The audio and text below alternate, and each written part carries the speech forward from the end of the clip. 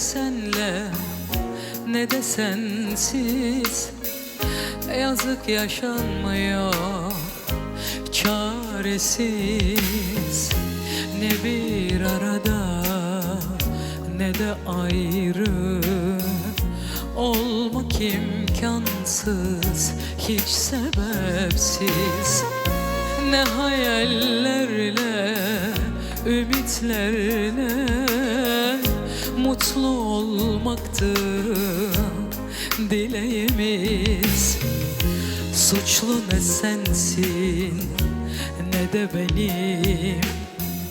Şimdi sensizim, sen de bensiz.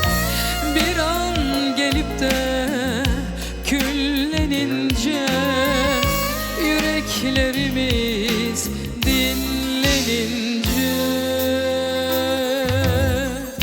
başka sevgilerde teselli bulunca, işte biz o gün düşüneceğiz. Bir an gelip de küllenince, yüreklerimiz dinlenince, başka sevgilerde teselli bulunca, işte biz o gün düşüneceğiz.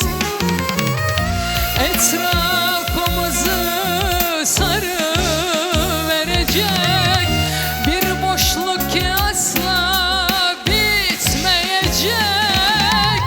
Her şey bir anda anlamsız gelecek. İşte biz o gün tükeneceğiz. İşte biz o gün tükeneceğiz.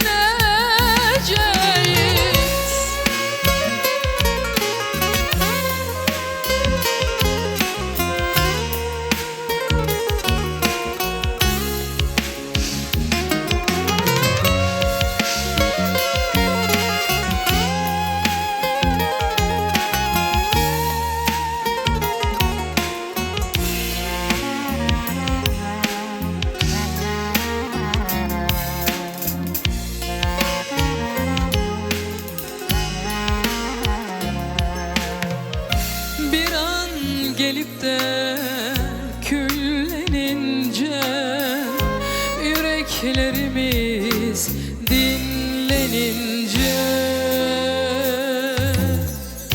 başka sevgilerde teselli bulunca, işte biz o gün düşüneceğiz.